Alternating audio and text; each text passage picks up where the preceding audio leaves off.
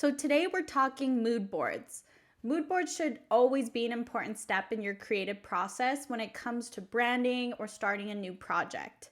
Why? Because it's an easy visual way to see your ideas come to life and a great way to make sure that your overall brand vibe makes sense as a whole, from your keywords to your images to your overall story.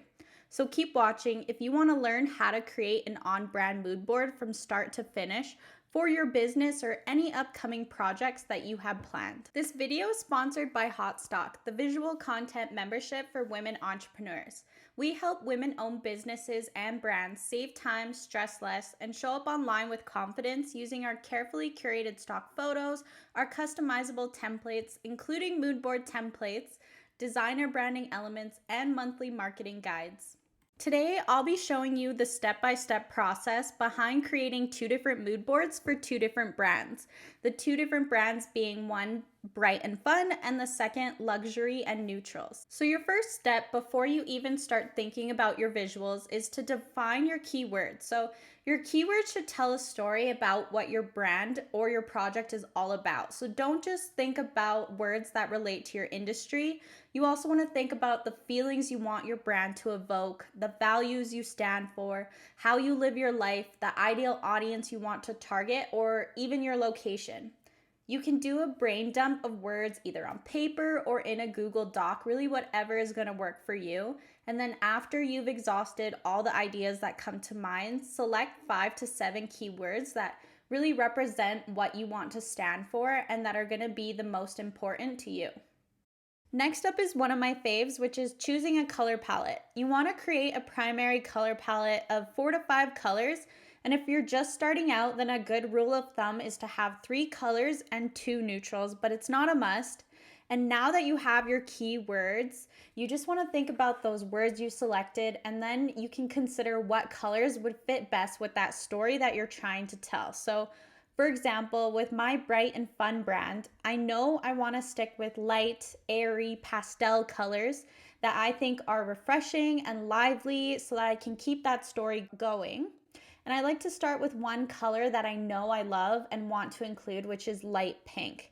From there, I'm actually going to use Canva and Haute Stock images that I've selected because I like the colorways that they feature. And then I'm going to let Canva pull a color palette from the images. And then I can just adjust the color slightly to make sure they all complement each other and nothing is sticking out. And with this palette, I'm actually going to go with 4 colors rather than neutrals because this brand is colorful, it's dreamy, and I really want to express that. All right, so the next step in building your brand foundation is deciding on fonts. It's going to give you another piece in the puzzle to build your unique brand. You're going to want to decide on 3 fonts that you'll use throughout your marketing. And with fonts, you always want to make sure that they're going to be easy to read, but also make sure that they further solidify the feeling you want your brand to convey. So for my bright and fun brand, I'm going to choose a display font that I'm going to use for my headers, a second font that I'll use for subheadings and my calls to action, and then lastly, a font for all of my body copy. Going through all of the different fonts available to your brand is super overwhelming, so we like to start looking for inspiration in different places, and Pinterest and Creative Market are 2 of my favorite. In Pinterest, we recommend that you try typing in a keyword followed by font or font combo just to see what comes up. This is going to give you a general idea of what types of fonts you might want to consider and what combinations work together by just browsing through the results that come up. From here, you can hop onto Creative Market and search through the fonts by their specific type name. I don't want to stress you too much about the specifics about font types and their names because it can get a little bit complicated. So really, I recommend just browsing through the different categories, find a font you like and that fits your brand story, and then see what category it falls into just to familiarize yourself with the font types. You can either choose to buy a font from Creative Market and then just upload to Canva if you find one that you absolutely love, or you can see what Canva has to offer for free, which is what I'm going to do. So because I familiarize myself with what I think will suit my brand and the different type names, I can go into Canva and search under those specific categories. So for my display font, I know that I want a font that is either handwriting or calligraphy because I think that will solidify the airy, dreamy, and feminine vibe that I want my brand to have. And then I'll pick two sans serif modern fonts that are lighter, they're easier to read, and they're fresh because I think this will complement my display font, but it also goes with my overall brand vibe. From here, once you have your fonts, you want to test out writing common phrases you might use for your headings, your subheadings, and your body copy in their corresponding fonts, because this way you can see how all the fonts work together and whether you need to change any of them because they don't work as a whole or for your brand. So the last part of your brand building blocks before we hop into making a mood board is really figuring out your imagery. Images are great because you can show multiple aspects of your brand and your personality, from what you do to who you serve to what you love. And Haute Stock has thousands of images to search from, but to narrow down your search and make sure that you're getting results that are really tailored to your brand, I have a few tips and tricks for you. So now that I have my brand colors all figured out, I'm gonna hop into the library and filter by those colors to see my options through colorways. So I'm gonna get a ton of results from doing this and a wider range of images with different topics, but this is a great way to get inspired. But if you want to narrow down your search even more, then I would recommend that you hop over to categories, because categories is going to let you look for images within a specific topic. So for example, with my fun and lively brand, I might look within workspace to get images related to my industry. I might look within travel for beachy, summery imagery, and then I might also look in fashion and beauty so that I can get images that are going to relate to my female demographic. In each category, I'm also going to narrow down my search even more by filtering by my brand colors, again, just to make sure that I'm getting images that are going to work for sure for my mood board. And the last way that's really going to help you find images that tell your individual brand story is the keyword search option. So you can take your words directly from the keyword brain dump that you did and put them into the search bar to see what options Haute Stock has for you.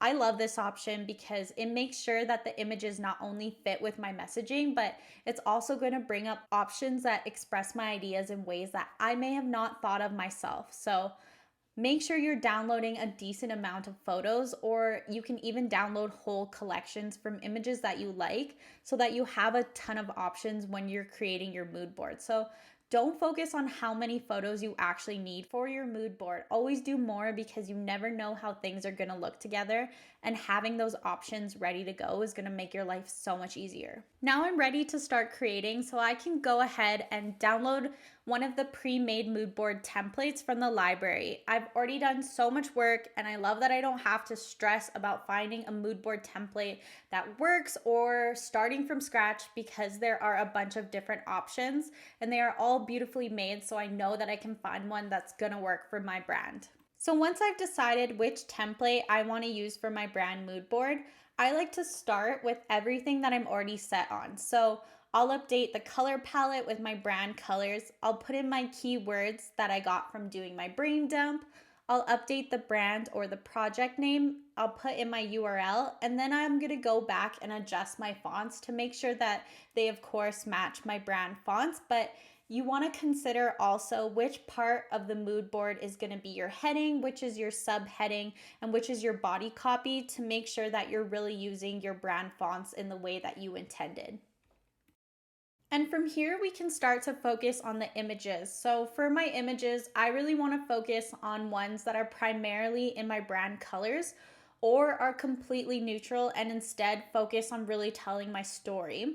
I like to start with an image that I know fits my keywords and my colors really well. For this mood board, it doesn't really matter where I start because everything is the same size square, but if you had a mood board that features grids with different sizes, then I would say to start with the frame that is largest or is on the top layer, the image your eye is drawn to first naturally. And then from here, I'm just gonna build out the board. So I'm going to look through all the images I've downloaded and really just try things out visually while always keeping my keywords in mind. And as for design, I like to disperse the colors evenly throughout my images so that I'm not having, say, a bunch of pink squares all in one spot, but the colors are flowing naturally throughout the grid. It's more appealing to the eye that way, and I think it really brings everything together. I also like to include a few images that are a bit more abstract or artsy because this helps break up the board and it makes everything less busy. And it's actually a really great way to communicate your story or your vibe in a different way. So you're almost ready to hit download. At this point, I just want to make sure that I take a step back and I look at the mood board as a whole. So I want to make sure that the images look cohesive as a bigger picture, that my brand colors are well represented, and that the imagery tells the overall story that I want my brand to stand for. And if anything feels off at this point, this is when I'm gonna swap things out and try different things to make sure everything really looks cohesive and that it's gonna really tell the story that I want my brand or my project to tell.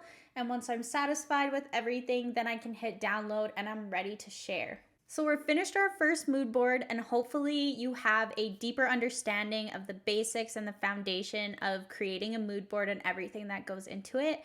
So now I'm just gonna jump in and quickly repeat all of the steps for the previous mood board to create another mood board for a brand that is more neutral and is more luxurious than the one that I just created. So we're back at step 1, which is doing a brainstorm of all your keywords. So I'm gonna go back and do a brain dump of all the words that I can think of that relate to my industry, to the feelings I want to evoke, to my ideal audience, and really anything that I can think of. And then I'm going to go again and select the main keywords that I want to use to really represent my brand or my project. So next up is choosing a color palette. So I'm going to use the same method that I used for the other mood board. So again, I've just chosen 4 images that I like the colorways that they already feature. And then I'm gonna let Canva go and pull some colors straight from those images. And I'm gonna use those to help me find a color palette.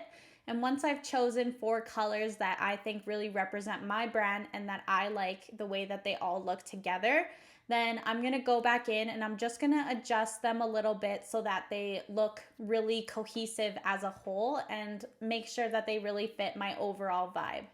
So now that you know where you can go to find inspiration for different font combinations, I'm going to go ahead and just jump straight to picking my 3 different fonts for my heading, my subheading, and my body. So again, for this brand, I really want to think about the story that I'm trying to tell, which is a luxurious, high-end, sophisticated, feminine brand.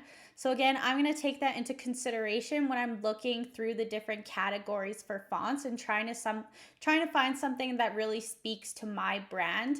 I think that serif fonts tend to lean more towards that high quality, sophisticated vibe for a brand. So I'm going to stick with picking one of those for my header, and then I'll go ahead and kind of just look for some fonts that I think complement that header font really well.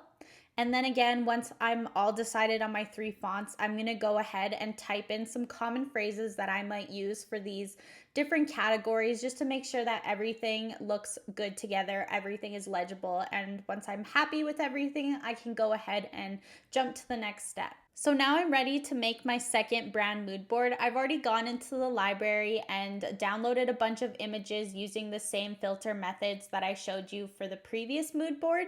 So now I can go ahead and I can update my brand name, my keywords, and update the colors as well. And once I've gone ahead and done that, I'm gonna update the text with my brand fonts. And these templates are meant to be totally customized. So if you wanna move around any of the elements or change any elements out, then of course feel free to do so. Next, I'm gonna start popping in some different images. So With this mood board, again, there's not really a grid or a place that you necessarily have to start. So just start in a corner and maybe start with an image that you really love that you know you want to include and build on from there. Again, just keeping in mind your industry, the vibes, and the story that you want to tell. Really, everything that's important to your brand or your project, you want your mood board to portray. And don't shy away from cropping images. You can really zoom in on images to get really cool, unique perspectives of the same photo. So really it's a great way to add some interest to your mood board, and also because you don't want your mood boards to look too busy, it's a great way to do that.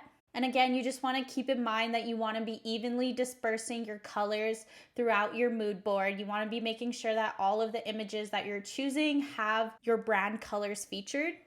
So again, just playing around with the images, playing around with the cropping, and once you filled in all of the grids in your mood board, just take a step back and look at things as a whole, see what's standing out, maybe not in a good way. For example, this image I don't really like.